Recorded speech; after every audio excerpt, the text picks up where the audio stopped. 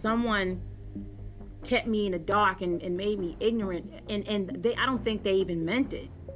I'm not the victim anymore. When I met Puff, I was afraid of success, afraid to do anything that could put so much attention on me. And then when I met him, he was the complete opposite. I hope you get charged right with him as an accessory before, during, or after each crime, because everybody's been around Diddy, seen Diddy be the to go deep, but a lot of people I would have to really bring proof, you know what I'm saying, for what I learned. And she just was cut down in the prime. Diddy just can't catch a break. After getting tangled up in all that drama with Cassie's case, he's now facing even more heat as the public is demanding a fresh look into Kim Porter's death. Turns out, her death might not have been as sudden as we thought. It seems like it could have been planned, with Diddy right in the spotlight as the main suspect. And if that wasn't enough, Mary J. Blige is now chiming in with some serious bombshells about the whole situation. A lot of y'all don't take Jaguar Wright too seriously, and we don't all agree with everything she says. But there's one thing we should all be on the same page about. Everyone who's ever been close to Diddy needs to be called out for knowing what was going on behind the scenes, including Mary J. Blige. Trust me, the internet is dragging her hard for knowing about Diddy's crimes. Certainly, Mary J. Blige and Diddy have a long history. In fact, Diddy even oversaw her first 2 albums. Okay. For the verse. Yeah.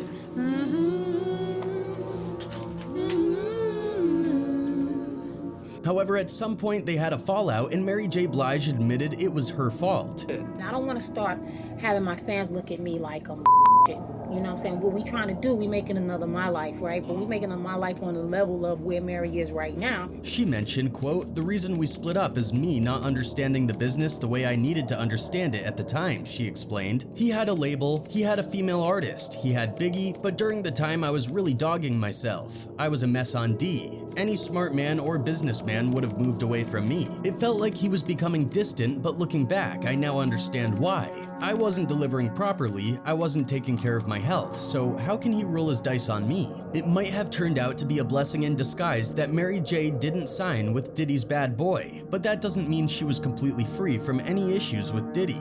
There have been allegations suggesting that when Mary J and Diddy were together, she went through some tough times. Mary J hinted at this on her Amazon documentary, mentioning that there are things she's been through that she'll never reveal. Many people speculate that it's likely connected to her experiences with Diddy. As of now, Mary J and Diddy seem to have a close relationship, with Diddy even stating earlier in 2023 that Mary J. Blige is one of the greatest storytellers in R&B history. Combs tells People, "She created a lane for women around the world to speak their truth to power, so nobody deserves this success more than her." On her part, Mary J also talks about Diddy being her bestie and mentor. However, there's speculation about whether all of that is just a cover-up for what she went through during her time with Diddy. Given Diddy's reputation for being manipulative, some people believe that the seemingly affectionate relationship between Mary J and Diddy might just be a mask for the challenges she faced. In a revealing interview with Rolling Stone, Blige disclosed that Diddy was not only unfaithful during their romantic involvement, but also took credit for her work and manipulated her into signing unfavorable contracts. The big adjustment made between the Queen of Hip Hop Soul and this Mary right here. And that adjustment is not blaming everything that's happened to me. Blige shared that back when Diddy was known as Puff Daddy, he lured her in with charm and charisma when she was a young and naive artist. He made promises to elevate her into stardom and shield her from the industry's pitfalls, but instead he exploited her for financial gain and engaged in infidelity with multiple women. You know what I'm saying? Can I mention the DVD? Me and Puff, this whole making of the album is on DVD. Blige shared that her realization came when she discovered Diddy had fathered a child with another woman in 1998. Confronting him, she demanded to end both their personal and professional relationship, but he refused to let her go. Quote, "He begged me to stay with him. He said he loved me and he would change. He said he needed me and he couldn't do it without me. He said he would give me everything I deserved," Blige recounted, "but it was all lies. He didn't want to lose me because I was his golden goose. I was making him millions of dollars. I was his ticket to fame and fortune." Blige recounted her struggle to break free from Diddy's grip, revealing that he made it incredibly challenging for her. She claimed he threatened to sue sue her, blacklist her, tarnish her reputation, and even physically harm her if she tried to leave him. He was a powerful man in the industry. He had connections everywhere. He had lawyers, bodyguards, hitmen. He had people who would do anything for him. Blige shared, "He told me that if I ever left him, he would make sure I never worked again. He told me that if I ever spoke out against him, he would make sure I never lived again." Living in fear for years, Blige finally found the courage and resources to sever ties with Diddy in 2001. She hired new lawyers, managers, and producers to assist her in rebuilding her career and reclaiming her identity. Maybe because of even the possibility of me not being sensitive to your needs and your concerns and your parts of your vision, or even being so controlling. Blige shared that she embarked on a journey of healing by seeking therapy, spiritual guidance, and sobriety to overcome the trauma and inflicted by Diddy. Quote, "I had to fight for my life. I had to fight for my freedom. I had to fight for my dignity," Blige expressed. "I had to overcome the pain, the anger, the betrayal, the addiction, the depression. I had to find myself again. I had to find my voice again." She decided to speak out now, hoping to share her side of the story and inspire other women facing similar situations. Blige expressed her desire to expose Diddy for who he truly is: a fraud, a manipulator, and a predator. Quote, "He's not the genius that he claims to be. He's not the visionary that he pretends to be. He's not the mogul that he wants to be," Blige asserted. "He's a parasite. He's a leech. He's a monster." Blige emphasized that she holds no regrets about her past collaboration with Diddy, acknowledging that the experience contributed to her growth as both an artist and an individual. In the pocket, that it's only when me and you in the room we bring. I'm a sensitive person, and if you take me there, I'm gonna go there, all the way there, and everybody's gonna suffer because I'm gonna be miserable. She expressed pride in the music they created together and its lasting impact on the culture. Blige also conveyed gratitude to her supportive fans, acknowledging the respect she received from peers for her talent and integrity. Content with her current position in life and career, she described herself as a legend, an icon, and a queen. Quote, "I don't hate him, I don't love him, I don't need him," Blige stated regarding Diddy. "I forgive him." In recent revelations, it appears that Kim Porter's case had dropped hints about Mary J. Blige in a book she was working on before her demise. This book, often discussed, delves into various aspects of Kim's life, and notably it sheds light on Mary J. Blige's involvement in the narrative. Within its pages, there are explicit details regarding Kim using unconventional means to please Diddy, accompanied by moments of solitary, heart-wrenching cries. The book also explores Kim's role in safeguarding I'll Be Sure from unwanted encounters with Diddy. She is portrayed as advising against specific locations and intervening to shield I'll Be Sure. Furthermore, the narrative suggests that the rivalry between the East and West Coast led to orchestrated events targeting iconic figures like Tupac Shakur and the Notorious B.I.G. These purported actions were allegedly aimed at securing control over their music masters, as it is suggested that Tupac and Biggie had plans to unite and challenge the dominance of Bad Boy and Death Row Records in the music industry. The narrative also delves into the intricacies of Diddy and Mary J. Blige's relationship. It suggests that Mary J. Blige became pregnant by Diddy, but according to the account, she was compelled to terminate the pregnancy. The text implies that this decision was not within Mary J. Blige's control, as Diddy allegedly exerted pressure on her to undergo the procedure. This is not something that I wanted. I did not want this. Making it a mandatory course of action. Unfortunately, Kim Porter's case remains unsolved as well, contributing to the ongoing mystery and speculation surrounding these incidents. Kim was not found unresponsive in bed. She was discovered on the bathroom floor. If they found her in bed, then she was strategically placed there. Persistent conspiracy theories about Diddy's alleged role in Kim Porter's death have been around for quite some time.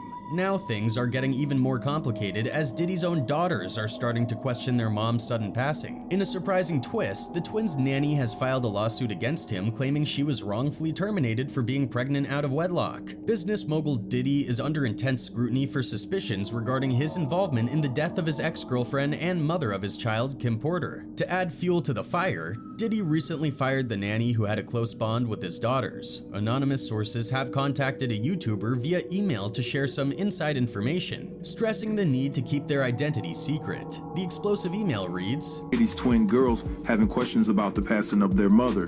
So to make a long story short, they don't believe their mother passed away from pneumonia. The email not only disclosed the nanny's termination, but also shed light on the reason behind it. Apparently, the twins and the nanny were digging into the investigation of Kim's death. This reportedly sent Diddy into a panic, leading to the nanny's abrupt dismissal. And when Diddy found out that the nanny was digging for information by questioning the twins about anything anything that stood out to them that was strange. The nanny was fired as a result. Reports suggest that Diddy's decision to fire the nanny was driven by a heightened sense of anxiety stemming from fears that she and the twins were getting too close to uncovering the truth behind Kim Porter's tragic death. The nanny, who had the twins' well-being at heart, has now come forward as Jane Roe and is taking legal actions against Diddy for wrongful termination. In an unexpected twist, it has been revealed that the nanny is actually a niece of the late model, adding a familial connection to the already complex situation. Moreover, it turns out that this nanny was the first to discover Kim's death. On November 15, 2018, after dropping off Porter's twins at school, Kim's niece returned home to Toluca Lake, California. There she made the harrowing discovery of Porter's lifeless body in the master bedroom, confirming the tragic loss. Now, the person filing the lawsuit against Diddy is not just an ordinary nanny, but Kim's own niece. Diddy has seen a sudden change in the demeanor of the twins